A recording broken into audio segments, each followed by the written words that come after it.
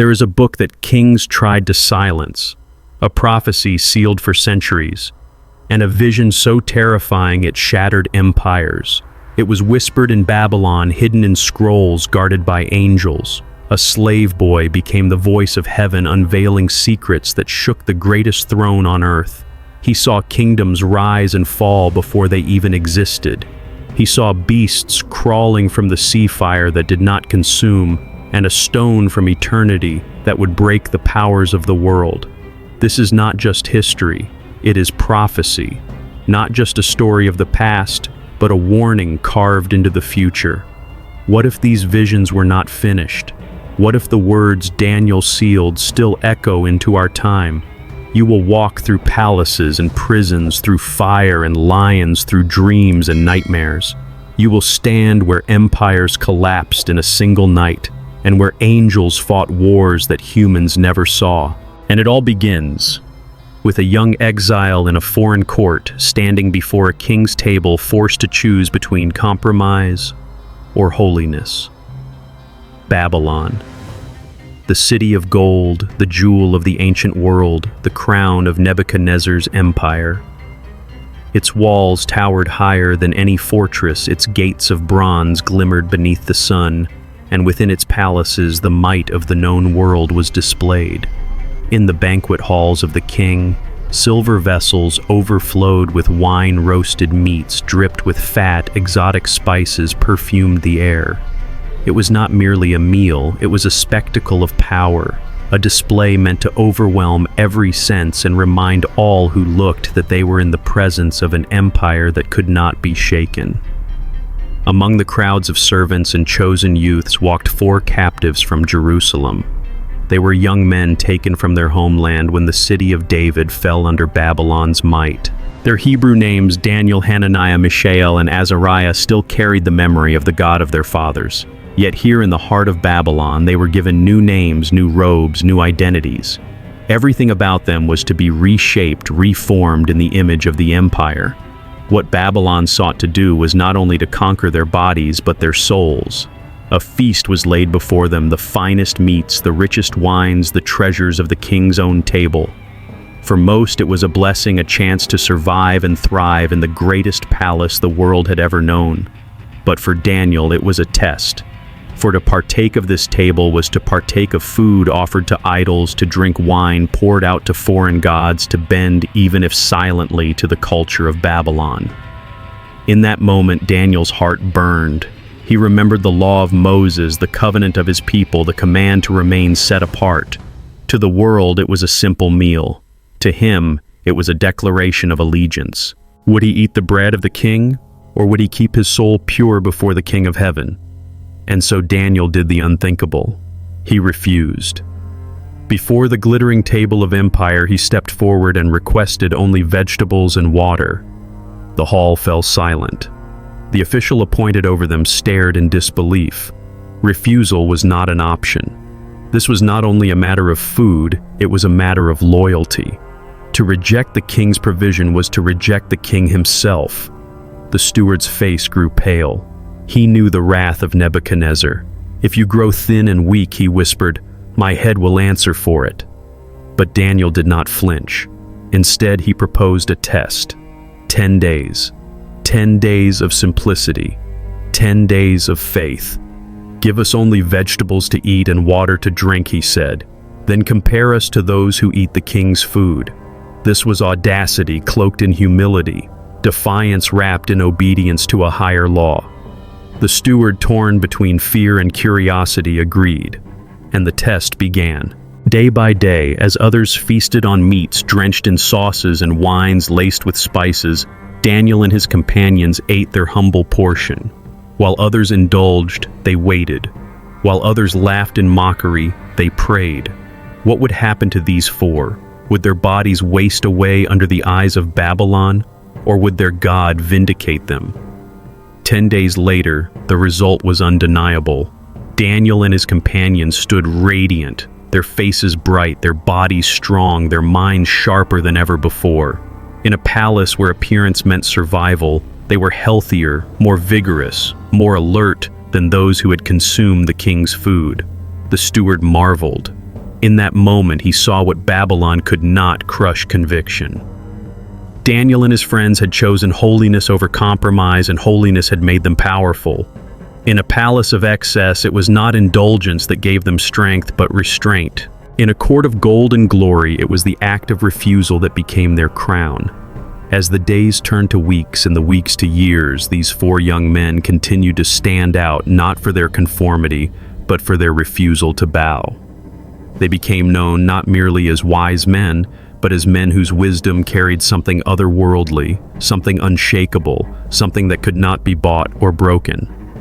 Babylon thought power was in abundance in gold, in food, in wine, and armies. But the true power was in the God who strengthens those who dare to remain faithful. What would you choose? If you were seated before the banquet of empire, would you eat and blend in? Or would you risk everything to remain holy? Because history shows us, this empire's rise and fall, kings come and go, but the decisions of the faithful ripple through eternity. Daniel's choice at the table was not just about food, it was about destiny. His refusal that day set him on the path to visions that would shape history itself. Babylon sought to reshape Daniel, but it was Daniel's resolve that would reshape Babylon. The story does not end with a meal. It begins with a dream that no wise man of Babylon could interpret, a dream that would drive the most powerful king in the world to his knees, a dream that only Daniel the exile who dared to refuse the king's table could unlock. The night was restless in Babylon. Deep inside the royal palace, the most powerful man on earth could not sleep. Nebuchadnezzar, king of kings, conqueror of nations, builder of the hanging gardens, was haunted by a dream. Not just any dream, but a vision that gripped him with terror. In the silence of the night, the empire's most secure man shook like a child. He summoned his magicians, his enchanters, his astrologers, the wise men who claimed to read the stars. They entered the throne room, bowing before the restless monarch. But this time Nebuchadnezzar demanded more than interpretation. "Tell me the dream itself," he roared, "and then its meaning. If you cannot, you will be torn limb from limb, and your houses reduced to ashes." The wise men trembled. They pleaded with the king, "O king, tell us the dream, and we will explain the meaning." But Nebuchadnezzar's eyes burned. He saw their deceit, their empty rituals, their hollow words. "You conspire to deceive me," he thundered. "If you cannot reveal the dream itself, you prove you are frauds." Desperation filled the court. Babylon's wisest men fell silent. For who can tell another man's dream? Who can pierce the veil of the mind? The decree went forth. All the wise men of Babylon were to be executed, and among them, Daniel and his companions. Daniel, still young, still a foreigner in a land not his own, heard the sentence of death. He asked with calm clarity, "Why is the decree so harsh?" And when he learned of the king's impossible demand, he did not despair. Instead, he turned to the only place hope could be found. Daniel returned to his house. With Hananiah, Mishael, and Azariah, he fell to his knees. They prayed for mercy. They cried out to the God of heaven to reveal the mystery so that they would not perish with the others. And in the stillness of the night, when kings could not sleep, and Babylon's wise men trembled, heaven opened.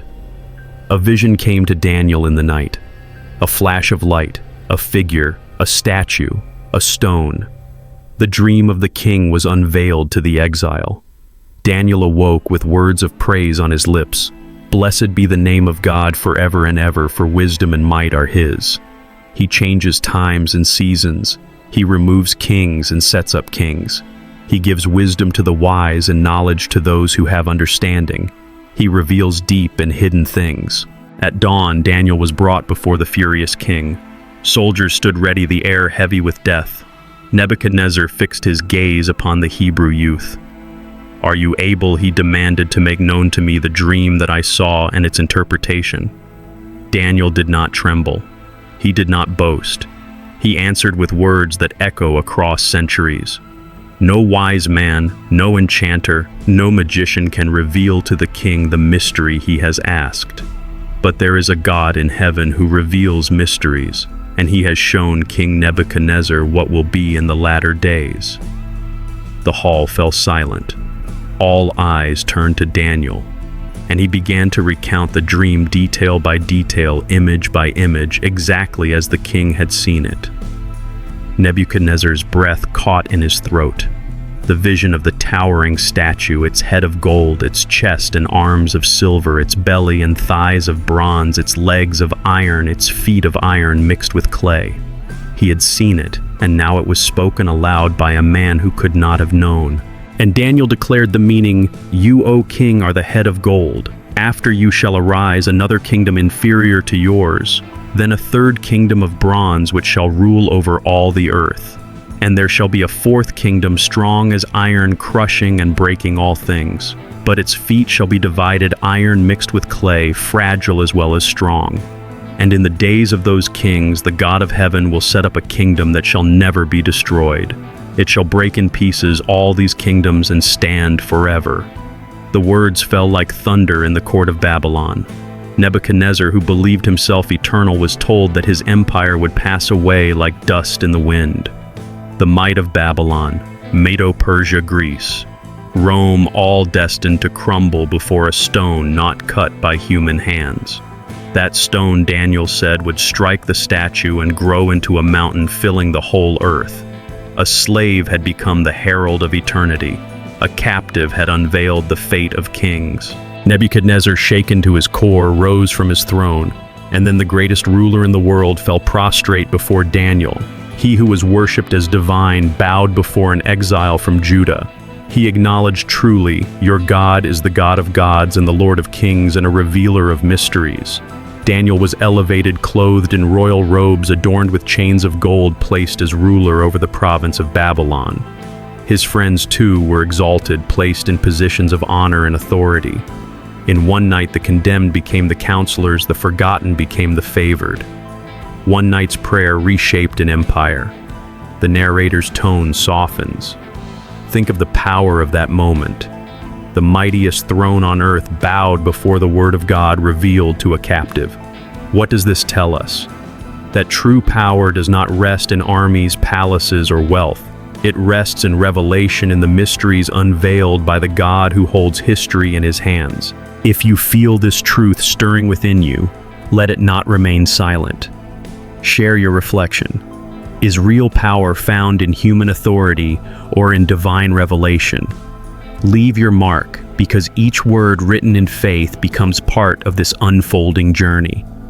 But the story does not end with the king bowing, for Nebuchadnezzar's heart was not yet humbled. Soon he would raise up a statue of his own, towering, golden, demanding worship from all. And the furnace of Babylon would roar with flames hotter than any throne room could contain. The king of Babylon could not escape his visions. The night was filled with shadows that clawed at his mind, dreams that twisted into waking fear. Nebuchadnezzar, who commanded nations with a word, had seen something so immense, so dazzling, and so terrifying that it left him trembling. In the dream, a colossal statue rose from the earth. Its form was overwhelming, radiant with power, majestic yet fragile. The head gleamed with gold, its chest and arms shone with silver, its belly and thighs glimmered with bronze, its legs glared with iron, and yet its feet were a mixture of iron and clay. Beautiful, terrible, incomplete. The king stared at the statue in awe and terror, but then suddenly a stone cut not by human hands hurled itself from heaven. It struck the feet of iron and clay. The entire statue shattered. The gold, the silver, the bronze, the iron, all of it broke apart, crushed into dust finer than chaff on a threshing floor. A wind swept it away until nothing remained, and the stone grew into a mountain that filled the whole earth. Nebuchadnezzar awoke, drenched in sweat. He summoned Daniel the exile, who had already proven that the God of heaven reveals mysteries. Daniel stood in the throne room, calm before the storm. He spoke with a voice steady and unwavering. "O king, this is what you saw. A statue of splendor, mighty in form, its head of fine gold, its chest and arms of silver, its belly and thighs of bronze, its legs of iron, and its feet part iron and part clay. This was the dream. And now this is its meaning. Daniel's words sliced through the silence of the court. You, O king, are the head of gold. Your empire, Babylon, shines in brilliance unmatched in glory. But it will not last. After you shall arise another kingdom inferior to yours, Medes and Persians, and after them a third kingdom of bronze, swift and ruthless like Greece, which shall rule over all the earth. Then a fourth kingdom strong as iron, Rome itself, breaking and crushing all that stands against it. The courtiers gasped. These were words no servant should dare to speak to a king. To tell the ruler of the world that his empire would fall, it was unthinkable. Yet Daniel spoke with unshaken certainty, for the words were not his own, they were heaven's. Daniel's voice grew heavy, prophetic. But the feet of iron mixed with clay reveal division, a final age where strength and fragility dwell side by side. They will mingle, but they will not hold together, just as iron does not mix with clay. And in the days of those divided kings, the God of heaven will set up a kingdom which shall never be destroyed. It will crush these kingdoms, and it shall stand forever. The throne room fell silent as Daniel declared, no empire lasts forever. Not Babylon, not Persia, not Greece, not Rome. All will crumble before the stone from heaven. Nebuchadnezzar's face turned pale. His golden city, his towering walls, his invincible armies reduced to dust by a kingdom not made by human hands. For a king who built monuments to eternity, the revelation was unbearable, and yet undeniable. The image of the stone lingered. It was no ordinary rock. It was eternal, descending from heaven itself, shattering human pride, consuming every empire, filling the whole earth with a reign that no sword, no chariot, no army could destroy. A kingdom not carved by hands but birthed by God. What is empire? Is it walls of stone, thrones of gold, armies in the millions? Daniel's prophecy pierced through time. All of it is fragile, fleeting smoke before the wind. Only one kingdom endures. The courtiers whispered in shock. Some shook their heads in disbelief, others trembled. Could it be true? Could the Babylonian throne, the throne that conquered Jerusalem, the throne that ruled the nations, be nothing more than a golden head doomed to topple? Nebuchadnezzar sat motionless. The power of his dream crushed him more deeply than any enemy ever could. His empire, brilliant as gold, was but the beginning of a cycle of rise and fall. Daniel's words reverberated like thunder. The dream is certain. The interpretation is sure. The truth struck like lightning. In a palace of everlasting pride, eternity had been claimed by another kingdom. The king who once trembled before no man now trembled before a vision of heaven. The great statue of human history stood tall in his imagination, but its fall was inevitable. His golden head would shine, but only for a moment.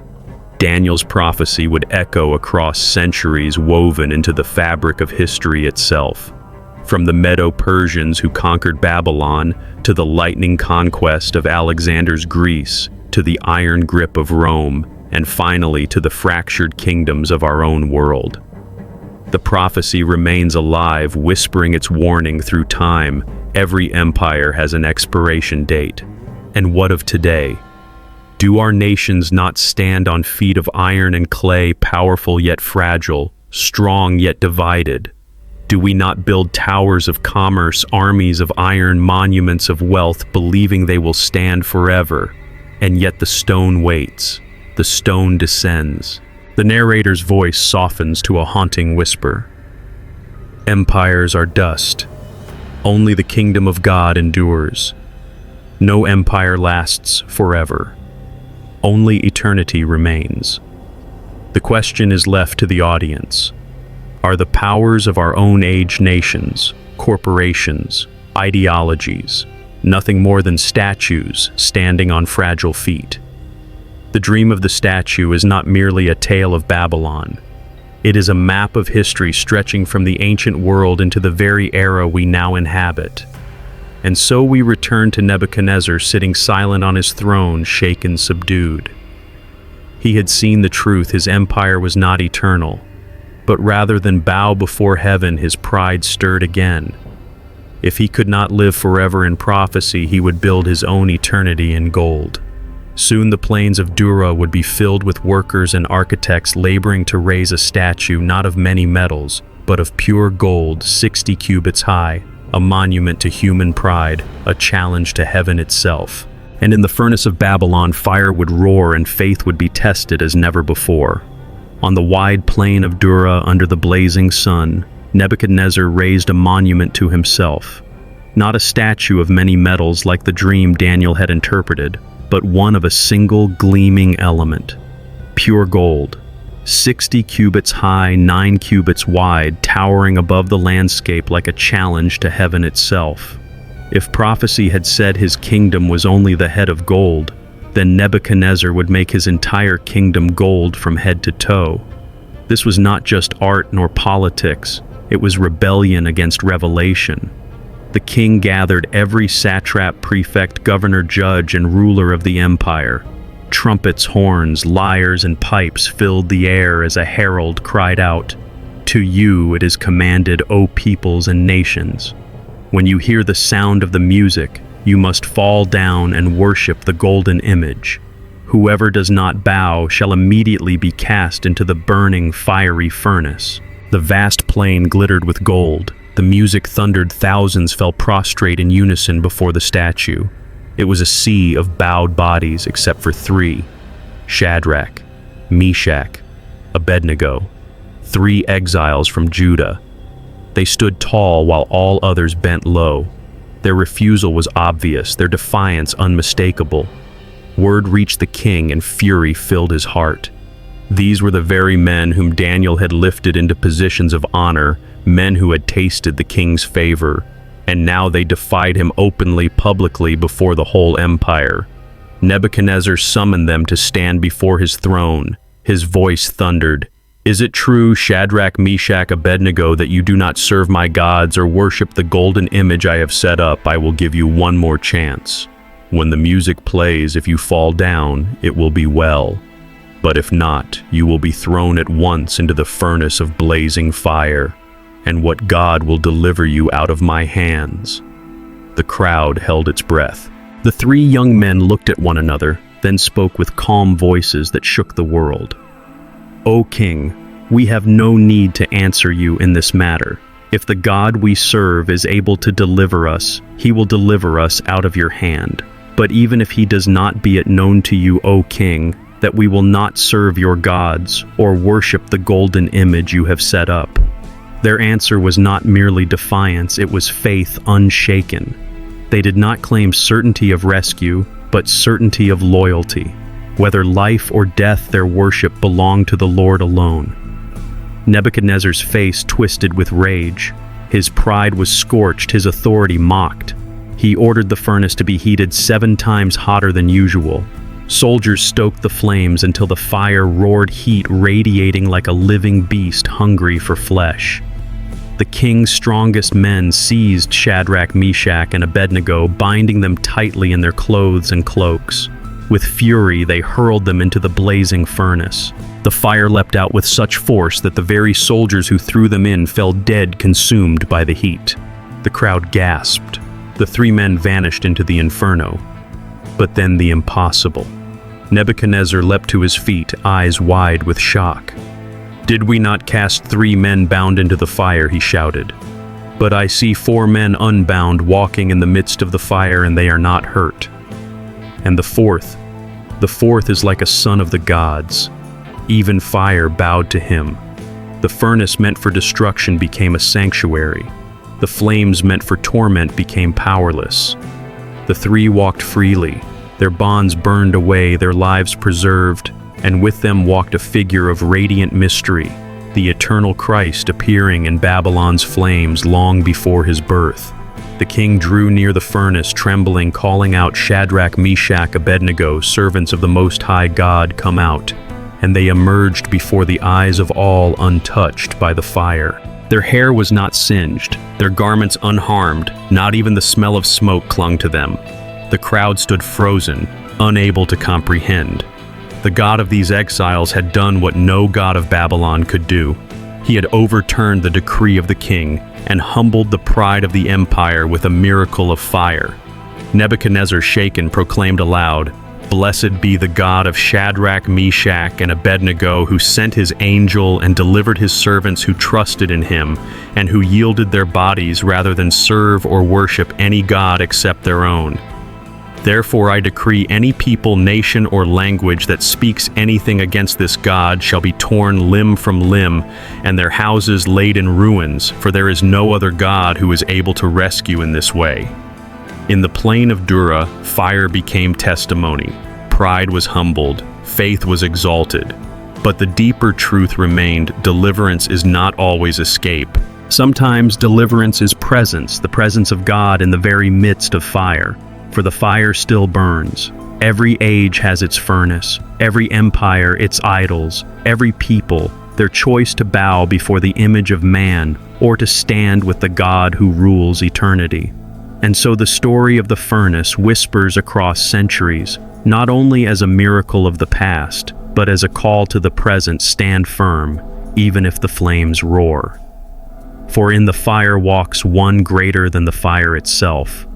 The furnace that should have destroyed them became the stage of revelation. But Babylon's story of pride was far from finished. Nebuchadnezzar himself, who had seen visions, bowed to prophecy, and witnessed fire submit to God, would yet fall into arrogance once more. And in a dream of a great tree, and in madness beneath the open sky, the Most High would show the king who truly rules over the kingdoms of men. Babylon glistened beneath the sun, its towers and gardens proclaiming the genius of a single man, Nebuchadnezzar. He had built the golden city, he had conquered nations, he had risen higher than any king before him. But when men climb too high, the heavens themselves respond. One night as the empire slept, the king dreamed again. This was no ordinary dream. He saw a tree, a colossal tree rooted in the heart of the earth, growing higher and higher until its branches touched the sky. Its leaves were lush and green, its fruit abundant, its shade stretched over all peoples. The beasts of the field found rest beneath it. The birds of the air nested in its branches, and the nations of the earth drew nourishment from it. The vision was glorious, radiant with power and provision. But then a voice thundered from heaven. An angel, a watcher, descended in fire and light, crying aloud, "Cut down the tree, strip its branches, scatter its fruit, let the beasts flee and the birds scatter. But leave the stump bound with iron and bronze in the grass of the field. Let him be drenched with the dew of heaven. Let his mind be changed from that of a man to that of a beast, until 7 times pass over him, that the living may know the Most High rules in the kingdom of men and gives it to whom he will." Nebuchadnezzar awoke shaken. He called for Daniel once more, for the exile alone had revealed the secrets of his past dreams. The king's eyes burned with both fear and pride as he asked, "What is the meaning of this?" Daniel's heart sank. The dream was clear, but its message was deadly. He hesitated, trembling. "My lord," he said softly, "may the dream be for those who hate you, and its interpretation for your enemies. But truth cannot be silenced." Daniel lifted his voice and declared, "The tree is you, O king. Your greatness has grown, reaching to heaven. Your dominion stretches to the ends of the earth. But you shall be cut down. You will be driven from among men. You will live with the beasts of the field. You will eat grass like an ox. Your body will be drenched with the dew of heaven until you acknowledge that the Most High rules the kingdom of men and gives it to whom he chooses. Yet the stump bound in iron means your kingdom will be restored once you recognize heaven's sovereignty." Daniel's plea was urgent. "Therefore, O king, let my counsel be acceptable to you. Break off your sins by practicing righteousness. Show mercy to the oppressed, and perhaps your prosperity will continue." This was the moment of decision: pride or humility, recognition of heaven or trust in human glory. But Nebuchadnezzar did not heed the warning. Months passed. His pride swelled. He stood upon the roof of his palace overlooking Babylon, the city he had made the wonder of the world. His voice rang out across the gardens, the towers, the Euphrates, winding through his masterpiece. "Is not this the great Babylon I have built? He boasted by my mighty power and for the glory of my majesty." At that very moment, a voice fell from heaven like thunder. "O King Nebuchadnezzar, to you it is spoken, the kingdom has departed from you. You shall be driven from men. You shall dwell with the beasts. 7 times shall pass until you know that the Most High rules the kingdom of men and gives it to whom he will." Pride spoke, and heaven answered. In an instant, Nebuchadnezzar's mind shattered. The King of Kings fell to the ground trembling like an animal. His crown slipped from his head, his robes tore from his body, his eyes burned with madness. He stumbled into the fields, crawling on all fours, his fingers digging into the earth. He ate grass like an ox. His body was drenched by dew. His hair grew long like eagle's feathers, his nails curled like bird's claws. The most powerful man on earth had become less than a man. The empire reeled. Courtiers whispered, soldiers looked away. The city tried to move on, but the truth was plain. Their king was wandering the fields like a beast. The Watcher's decree had been fulfilled. Babylon still stood, but its glory lay broken in the dew-soaked figure crawling in the grass. Whoever exalts himself will be humbled, and only God lifts up the fallen. Days became months. Months became years. Nebuchadnezzar lived like an animal stripped of reason until the appointed time was complete. Then one morning, drenched and broken, his eyes lifted upward. His voice returned. "At the end of the days I lifted my eyes to heaven, and my reason returned to me. And I blessed the Most High and praised and honored him who lives forever." The kingdom was restored, his throne renewed. But he was no longer the same man. He had tasted the madness of pride and the mercy of God. All his works are truth, he confessed, and those who walk in pride he is able to humble. What is the greatest lesson you see in the fall of a king? Share your voice, for together we draw wisdom from the ancient pages and write it into our own lives today. But the judgment on Nebuchadnezzar was not the end of Babylon's story. Another king would rise, one who mocked heaven openly, drinking wine from the vessels of the temple, praising idols of gold and silver. And in the midst of his revelry, a hand would appear from the shadows, writing words of doom upon the palace wall. The palace of Babylon glittered with excess. Torches lit the marble halls, music swelled through the chambers, and tables groaned beneath the weight of food and wine. Prince Belshazzar, heir of Nebuchadnezzar's throne, reveled with his nobles in a feast of arrogance. Babylon's walls were high, its gates unshakable, its rivers a fortress in themselves. Outside, the Medes and Persians encamped, but inside the palace Belshazzar drank and laughed as though eternity itself belonged to him. The wine flowed like rivers, goblets clinked, dancers spun, and the prince in his drunken pride commanded the unthinkable. "Bring me the vessels of gold and silver, the sacred cups taken from the temple of Jerusalem, so that we may drink from them in honor of our gods." Servants obeyed.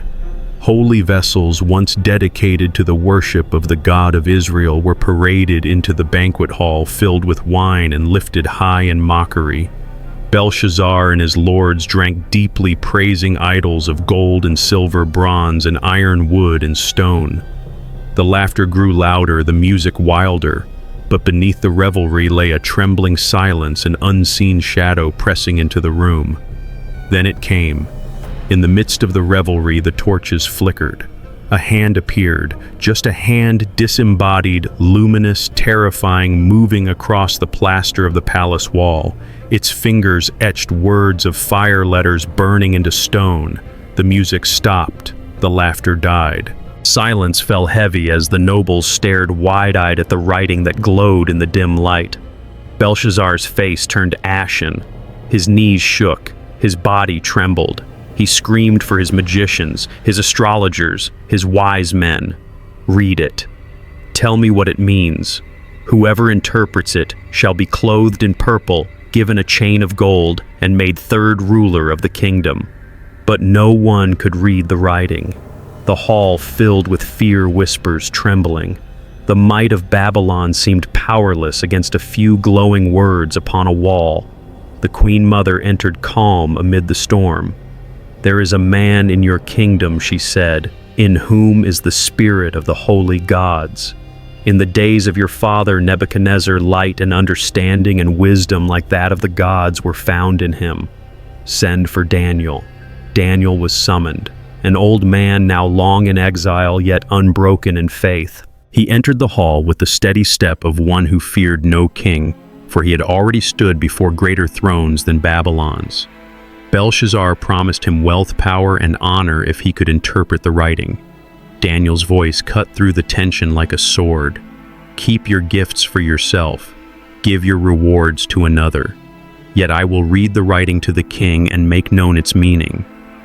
Daniel reminded Belshazzar of his grandfather Nebuchadnezzar, how pride had driven him to madness until he acknowledged the Most High. "But you, Belshazzar, his son, have not humbled yourself, though you knew all this. Instead, you have lifted yourself up against the Lord of heaven. You have brought the vessels of his house and praised gods of silver and gold which do not see or hear or know, but the God in whose hand is your breath, and all your ways you have not honored." The silence deepened.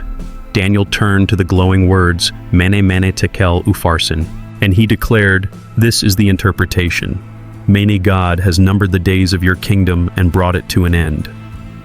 Tekel, you have been weighed in the balances and found wanting. Upharsin, your kingdom is divided and given to the Medes and Persians." The words burned with finality. Babylon had been judged.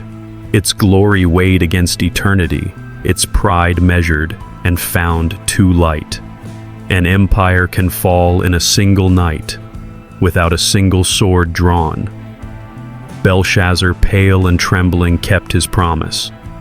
Daniel was clothed in purple, a golden chain hung around his neck proclaimed third ruler in the kingdom.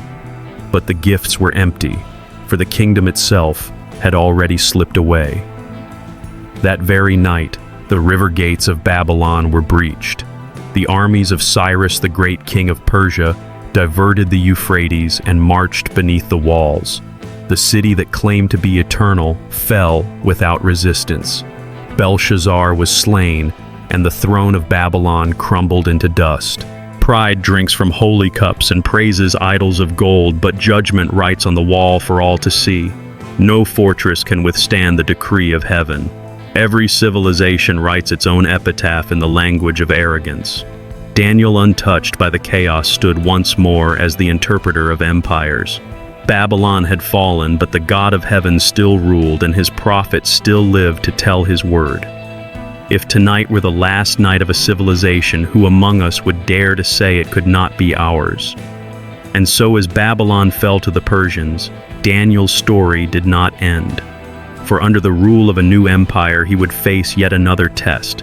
Not in a banquet hall, but in the den of lions, where faith would once again clash with fear, and the unseen hand of heaven would prove stronger than the jaws of death. The empire had shifted. Babylon had fallen, and the throne now belonged to Darius the Mede. Yet even in a new court under new rulers, one thing remained unchanged: the quiet strength of Daniel. Though in exile, though a foreigner, he had risen once again, distinguished by wisdom, trusted by the king above all others. And where honor rises, envy always follows. The officials of Darius seethed with jealousy. They searched for fault in Daniel's service, but they found none. His record was spotless, his loyalty untarnished. So they turned to his faith. They knew he prayed 3 times a day, facing Jerusalem, bowing before the God of his fathers. If they could not break him with corruption, they would ensnare him with devotion. They came before Darius with cunning words. "O king, live forever. Establish a decree that for 30 days no one may petition any god or man except you, O king. Whoever disobeys shall be cast into the den of lions." The flattery intoxicated the king. Without pausing to consider, he signed the law, sealing it with his ring, making it unalterable under the law of the Medes and Persians. And yet Daniel knew. He knew the decree had been signed. He knew the cost. But he returned to his house, opened his window toward Jerusalem, and knelt upon his knees 3 times a day to pray as he had always done. For him, silence was not an option. To cease praying was to cease living. His enemies watched, waiting like vultures. They burst into his chamber, found him in prayer, and rushed to the king. "O Darius, did you not sign the decree? Daniel, who is of the exiles of Judah, pays no attention to you or the decree you have signed, but makes his petition 3 times a day." Darius was struck with anguish. He admired Daniel, he trusted him, but the law was sealed and the trap was perfect. The king struggled until sunset, seeking some way to rescue his friend, but the law of the Medes and Persians could not be undone. And so with sorrow Darius gave the order. Daniel was seized, bound, and led to the pit. The lions roared from below, their eyes gleaming in the torchlight. As they rolled the stone to cover the den, the king spoke with a trembling voice, "May your God whom you serve continually deliver you."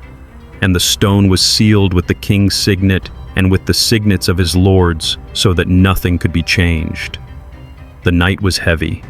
In the palace, Darius refused food, refused music, and could not sleep. But in the darkness of the den, Daniel knelt once more in prayer. The lions circled, their growls reverberating in the shadows. They drew close, their breath hot, their claws scraping the stone. Then suddenly, the impossible. An angel of the Lord appeared radiant in the gloom, and the lions' mouths were shut. The beasts, once ravenous, lay still as lambs around the prophet of God. When men abandon, angels arrive. At dawn, the king rose quickly and ran to the den. His voice broke with desperation as he cried out, "O Daniel, servant of the living God, has your God whom you serve continually been able to deliver you from the lions?"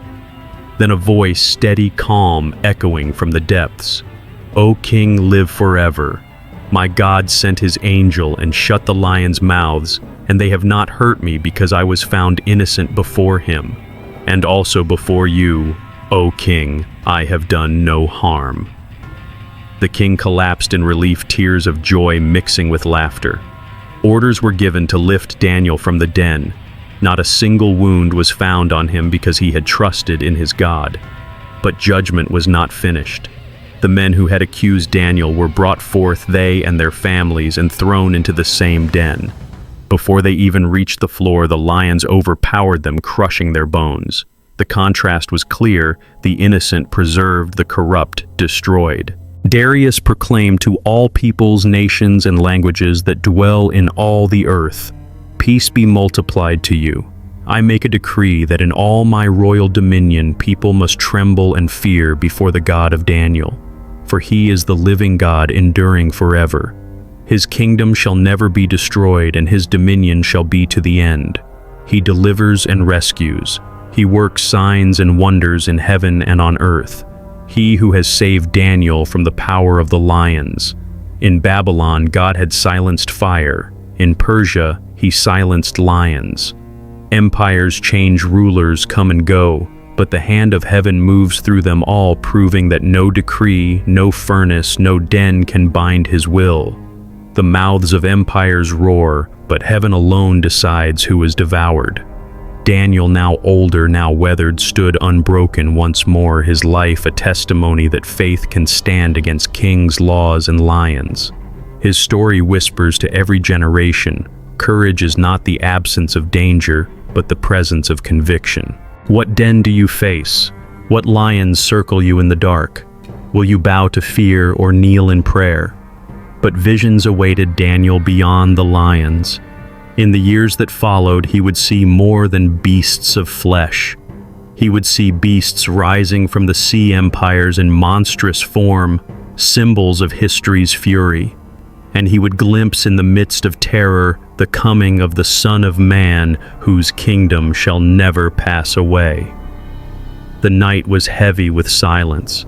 Daniel lay restless, his heart still echoing from the den of lions, his mind searching for meaning in the swirl of empires. And then, as the darkness deepened, a vision came. He saw the sea vast, violent, a storm of chaos. The winds of heaven burst forth, stirring the waters into a frenzy. Waves towered, shadows writhed, and from the depths of the abyss, something began to rise. First came a lion, massive and golden, its wings those of an eagle. It stood with the pride of Babylon itself. But as Daniel watched, its wings were torn away and it was lifted to stand like a man, a human heart given to it. Then from the waves a second beast emerged, a bear, hulking and lopsided, rising on one side with 3 ribs clenched in its teeth. A voice cried out, "Arise, devour much flesh." This was no mere creature. It was empire hungry and relentless like the Medes and Persians who would conquer without mercy. A third beast followed, swift as terror itself, a leopard with 4 wings and 4 heads. Dominion was given to it and it leapt across the world with unstoppable speed. Daniel shuddered, for this was the image of Greece, swift as Alexander's march, carving nations in days, dividing the world with 4 heads after his death. But then the 4th. Out of the churning waters rose something beyond description. Not lion, not bear, not leopard, but something darker, more terrible, more dreadful than words could hold. Iron teeth vast and crushing, devouring, all trampling what remained. Claws of bronze eyes, blazing horns, sprouting 10 horns of power, rising in defiance. And then another horn, small yet arrogant, speaking boastful words, uprooting 3 before it. Daniel's heart pounded. This beast was not merely strong, it was different. It was Rome and more than Rome. It was empire distilled into monstrosity, the final fury of human pride, a power that would crush nations and blaspheme heaven itself. This was no longer history, it was apocalypse. Daniel trembled, and then the vision shifted. Thrones were set in place. The Ancient of Days took his seat, his clothing white as snow, his hair pure as wool. His throne was flames of fire, its wheels burning, a river of fire flowing before him.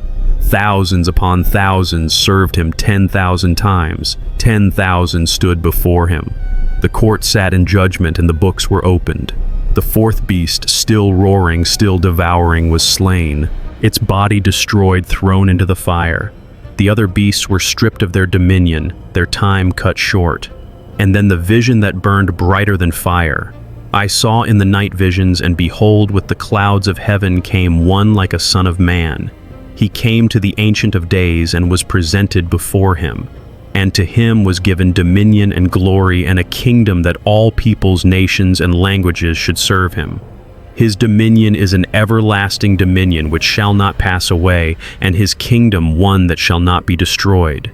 Empires rise from the sea, eternity descends from the clouds. Daniel's breath caught. The beasts represented power, power rooted in violence and conquest and pride. But the Son of Man represented something different, a kingdom not born of war but of heaven, a dominion not carved in iron but eternal in nature. The kingdoms of this world rise from the chaos of the deep, but the kingdom of God descends from the heights of glory. The angel near him explained, "These 4 great beasts are 4 kings who shall arise out of the earth. But the saints of the Most High shall receive the kingdom and possess the kingdom forever, forever, and ever." Daniel's mind reeled. The beasts were clear: Babylon, Persia, Greece, Rome. But the horn that spoke arrogant words, the power that would persecute the holy ones, the kingdom that would seem to last beyond measure. What was it? He pressed the angel for more, and the answer shook him.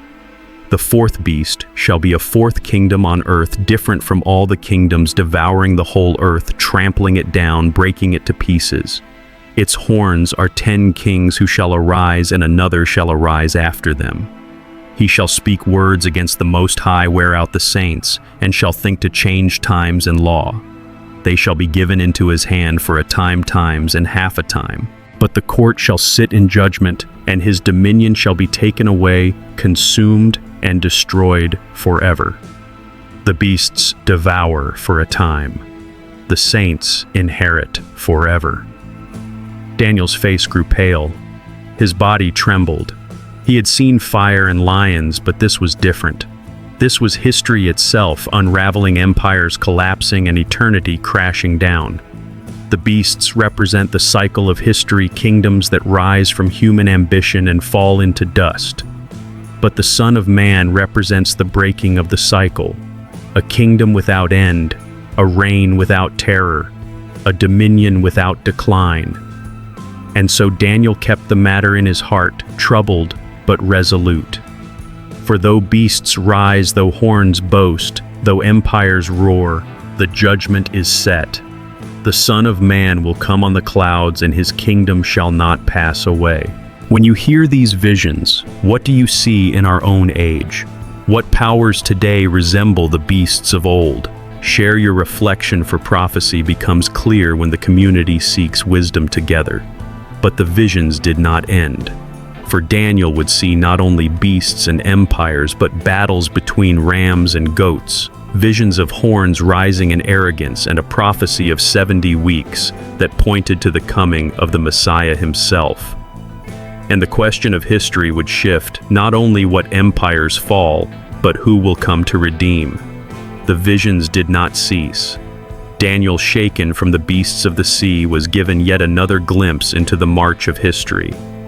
This time the scene opened not upon the waters of chaos, but upon the land where empires clashed and blood carved boundaries into the earth. He saw a ram. Its body was massive, its horns towering. One horn rose higher than the other, yet both curved upward in defiance. With power, it charged westward, northward, southward. No beast could stand before it. Nations fell, kingdoms shattered. This was the Medo-Persian Empire, devouring territory with relentless might. But suddenly from the west another shadow appeared, a goat, lean and swift, racing across the whole earth without even touching the ground. Between its eyes was a single prominent horn, sharp and unstoppable. With fury it hurled itself at the ram. The collision was violent. The ram was trampled beneath the hooves of the goat, its horn shattered, its power broken. None could rescue it. The goat stood triumphant. Daniel trembled. He saw in the goat the rise of Greece, swift and devastating. Alexander the Great, the horn of brilliance and might, who swept across the known world in a single lifetime. But even greatness cracks. As the goat triumphed, its great horn snapped. At the height of power, the horn was broken, and 4 others rose in its place. 4 kingdoms dividing the empire, fragile and fractured after Alexander's sudden death. From one of these came something smaller, something that seemed insignificant at first, a little horn. But it grew swelling in arrogance, extending toward the south, the east, and the glorious land of Israel. A shadow of prophecy, a figure of Antichrist. This little horn exalted itself to the heavens. It cast down some of the stars, trampling them beneath its pride. It magnified itself against the prince of the host, against God himself. It desecrated the temple, halting sacrifices, throwing truth to the ground. And for a time it prospered. Daniel's heart broke. He saw the sanctuary defiled worship, silence the faithful oppressed. The little horn was Antiochus Epiphanes, a Greek ruler who called himself God Manifest, who invaded Jerusalem, slaughtered thousands, desecrated the holy altar with pagan sacrifice, and outlawed devotion to the covenant God. History bore the horror, but prophecy saw beyond. For Antiochus was more than a man, he was a pattern, a foreshadowing, a glimpse of the Antichrist yet to come. Daniel, trembling, heard a voice between the banks of the river. How long shall the vision be concerning the daily sacrifice and the transgression that makes desolate, to give both the sanctuary and the host to be trampled underfoot, for 2,300 evenings and mornings? Then the sanctuary shall be restored. The desecration under Antiochus Epiphanes lasted until the Maccabean revolt, until the temple was cleansed, until worship was restored. But prophecy also whispers of a greater horizon, that the little horn's arrogance is not confined to the past. It reappears in every age, in every power that exalts itself against God, culminating in a final rebellion. Daniel's vision swirled with fire and dread. He saw truth crushed, worship forbidden, and arrogance exalted. But he also saw that heaven had fixed a limit. Even the horn, even the Antichrist figure could not extend beyond the time decreed. Judgment was certain. Restoration was promised. Every empire that lifts itself against God writes its own destruction. Daniel fainted at the sight. His body grew weak, his spirit heavy. He could not bear the weight of what he saw. And yet the angel Gabriel appeared to him, sent from heaven to explain. The ram you saw represents the kings of Media and Persia. The goat is the king of Greece, and the great horn is its first king. The 4 horns that arise in its place are 4 kingdoms, but not with his power. In the latter time of their rule, when transgressors have reached their fullness, a king of bold face shall arise, one who understands riddles. His power shall be mighty, but not by his own power. He shall destroy, fearfully prosper, and thrive. He shall destroy the mighty and also the holy people. Through cunning he shall cause deceit to prosper under his hand. In his heart he shall exalt himself. He shall even rise against the prince of princes, but he shall be broken without human hand. Antiochus fell just as Gabriel declared, not by human armies, but by the hand of God. And so it will be again. The Antichrist, the final horn, will rise against the Most High, but he too will be broken not by men, but by the returning Christ. Prophecy is history written in advance. The ram, the goat, the horns, all are symbols, yet all unfold in the pages of human history. God reveals not to terrify, but to show that no matter how fierce the beast, how arrogant the horn, how dark the age, the throne of heaven stands unshaken. The horns of men shatter. The hand of God remains. Daniel lay sick for days after the vision, overwhelmed by the weight of divine revelation. Yet he rose again, continuing in the king's service, carrying in his heart a vision of history's rise and fall, and of the eternal kingdom that awaits beyond the ruins of empires. But visions of beasts and horns were not enough. Daniel longed to understand the mystery of time itself, of how long the suffering would endure, of when the Messiah would come. And so he would set his face toward God in prayer and fasting, until heaven opened once more, and Gabriel revealed the prophecy of 70 weeks, one of the most mysterious and breathtaking revelations of all Scripture. The years had weighed heavily on Daniel. He had seen kings fall, empires rise, temples burned, and nations enslaved. Yet his heart longed for one thing above all: the restoration of his people, the end of exile, the return of glory to Jerusalem. And so in the days of Darius, Daniel turned his face toward heaven once more. For 3 weeks he ate no delicacy, no meat, no wine. He anointed himself not with oil, but with ashes of grief.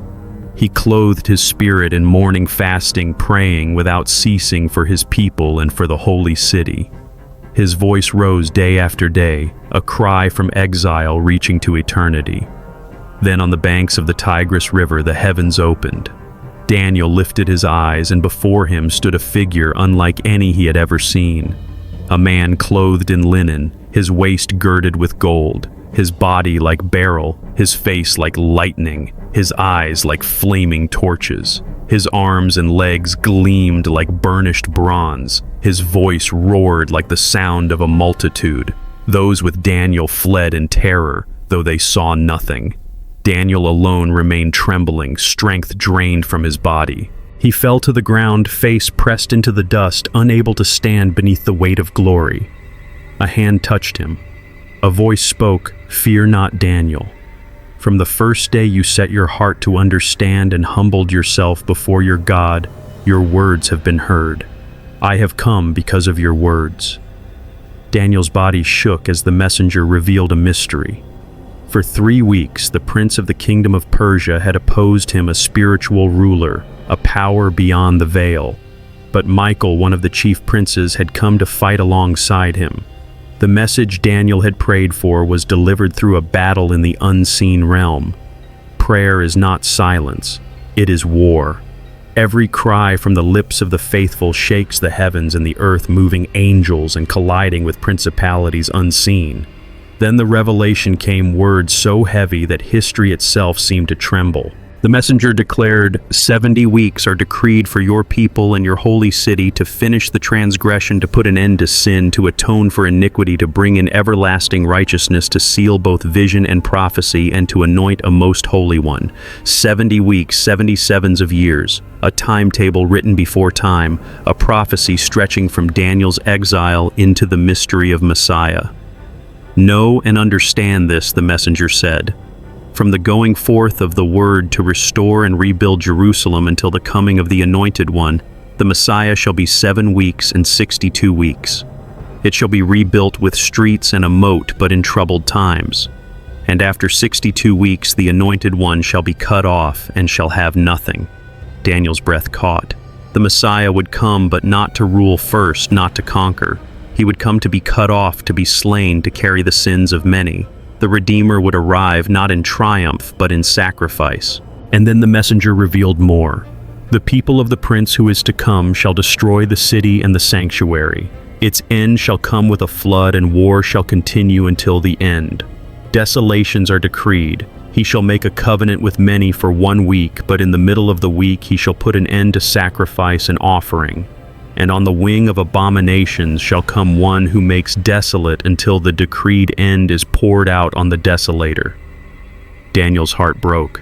The temple would fall again. The holy city would burn again. The covenant would be broken. Worship silenced, desolation unleashed. Yet in the ashes, hope remained.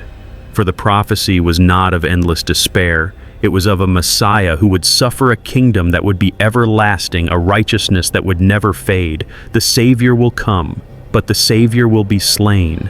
The Redeemer pierced yet victorious. The temple destroyed yet rebuilt in glory. The people scattered yet gathered again in the end of days. Daniel's soul trembled beneath the weight of mysteries too vast for man. History is not chaos, it is measured. Appointed times decreed seasons, weeks written in heaven's book. The rise of empires, the fall of kings, the coming of Messiah, the end of sin, all was foretold. Daniel, weak from the vision, fell silent. The messenger touched him once more, strengthening him. Fear not, O man greatly loved. Peace be with you. Be strong and of good courage. And Daniel stood trembling but renewed, carrying within him one of the most breathtaking prophecies of all time. The clock of heaven had begun to tick. The 70 weeks pointed forward to a moment when history would pivot, when eternity would touch earth, when the Son of God would walk into Jerusalem not with armies, but with a cross. The prophecy that began with Daniel's tears would end with Calvary's blood. And still beyond Calvary, the weeks stretched forward, whispering of desolation, of covenant broken, of Antichrist rising, of the end decreed. But through it all, the vision promised a kingdom not built by hands, eternal and unshakable. What does your heart feel when hearing of the 70 weeks of a Savior who comes not first to conquer, but to be cut off? Share your reflection, for prophecy is not theory, but the living voice of God echoing in our time. And yet Daniel's visions were not finished. For as he prayed and as the messenger spoke, he was drawn deeper into the mysteries of spiritual conflict. He would see Michael the great prince contending with powers of Persia and Greece. He would glimpse the wars of kings north and south, and the great cosmic struggle that underlies the rise and fall of nations. The visions did not fade. Once more Daniel found himself trembling before a figure too radiant for human eyes, clothed in linen, girded with a belt of pure gold. His eyes burned like torches of fire, his voice like the roar of a multitude. Daniel collapsed, but the figure reached out, lifting him with words of peace. Then the revelation came. Do you not understand, Daniel? From the first day you set your heart to seek understanding, your prayer was heard. But I was delayed by the prince of the kingdom of Persia, until Michael your prince came to help me. And now I must return to fight against the prince of Persia. And behold, the prince of Greece will come. Behind every earthly empire lies an unseen throne. Daniel's eyes widened, for the wars of kings were not merely battles of swords and armies. They were shadows of a greater conflict. Angelic beings, radiant and terrible, clashed with powers of darkness that stood behind empires. Every treaty, every betrayal, every rise of a king, and every fall of a throne echoed with the sound of an invisible war. The messenger's voice shook the air. "Behold, I will tell you what is inscribed in the book of truth. 3 more kings shall arise in Persia, and a 4th richer than them all. He shall stir up all against the realm of Greece. Then a mighty king shall arise, and his kingdom shall be broken, divided toward the 4 winds of heaven, but not to his posterity." Daniel shuddered. These were not vague riddles, but precise revelations of what was to come. The Persian kings, the rise of Alexander the Great, the fracturing of his empire. And with each detail came the reminder, these were not mere political accidents, but battles woven into the fabric of heaven's decree. What seems to us the chaos of history is in truth a battleground of angels and demons, of Michael and his hosts against the rulers of darkness. The vision deepened. Daniel saw kings of the north and south, Egypt and Syria, locked in endless struggle alliances sealed by marriage betrayals that turned into bloodshed empires, rising, collapsing, and rising again. To the world, these were games of thrones, but to heaven they were echoes of a war stretching beyond human sight. Behind every war of men lies a war of gods. Daniel's body shook.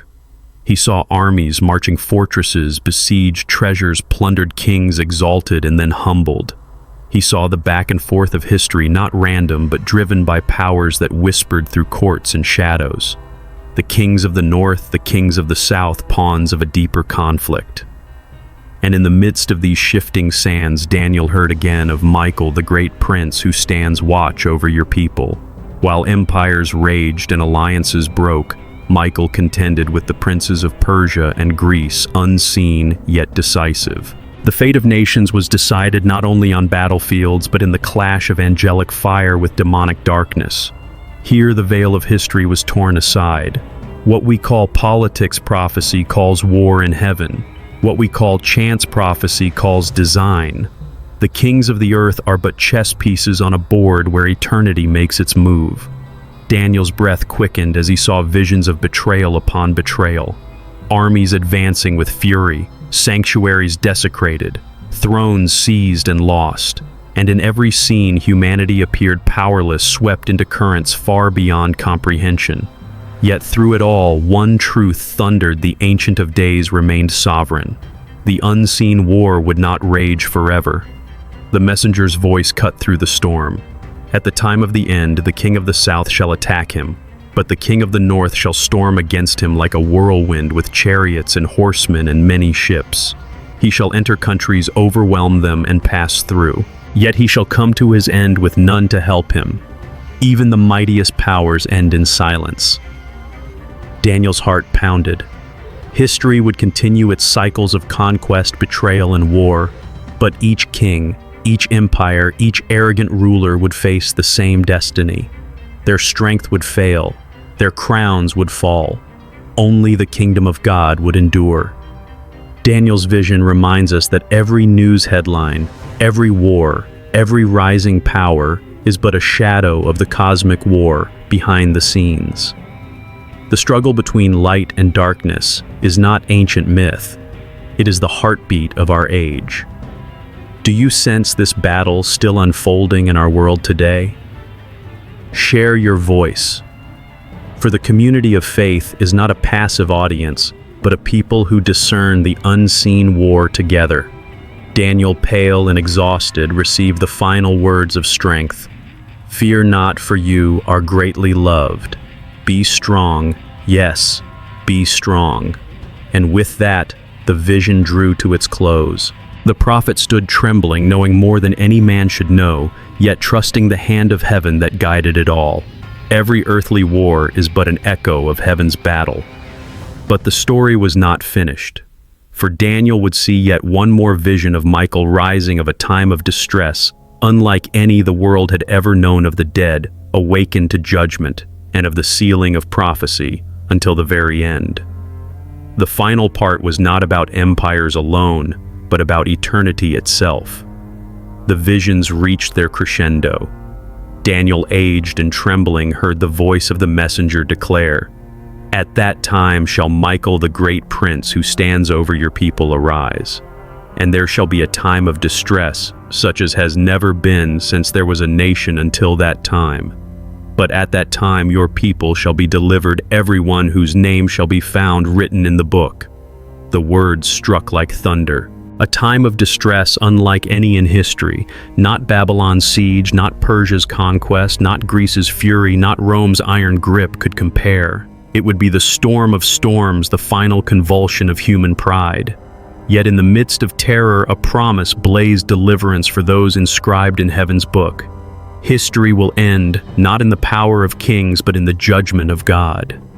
Daniel's breath caught as the vision unfolded further. He heard the words that echo through eternity. "Many of those who sleep in the dust of the earth shall awake, some to everlasting life, and some to shame and everlasting contempt. Those who are wise shall shine like the brightness of the heavens, and those who lead many to righteousness like the stars forever and ever." The ground itself opened, the dead stirred, dust became flesh, silence became voices, graves became gates. The righteous rose clothed in light, their faces shining like the stars. The wicked rose as well, but their resurrection was not glory, it was shame, contempt, separation, eternal. Two destinies, one judgment, the great divide of eternity revealed in a single moment. Death is not the end. Dust does not have the final word.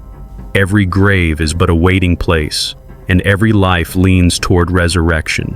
The question is not if, but which. The messenger's voice lowered, "But you."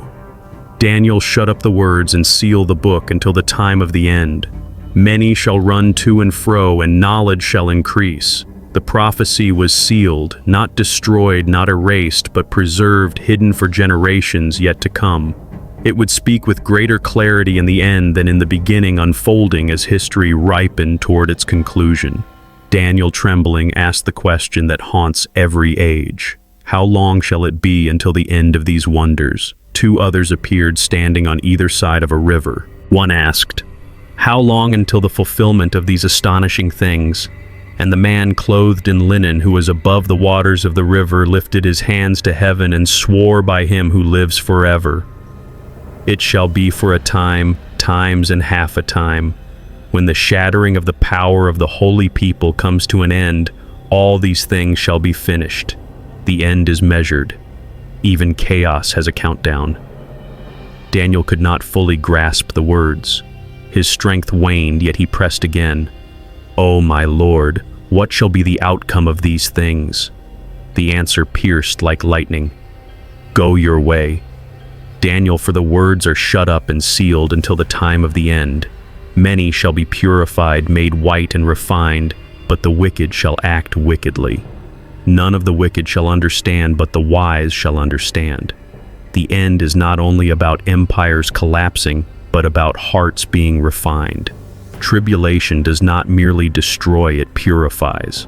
Those who cling to righteousness shall shine, those who resist shall stumble deeper into darkness." And then came the promise, soft but eternal. "As for you, Daniel, go your way until the end.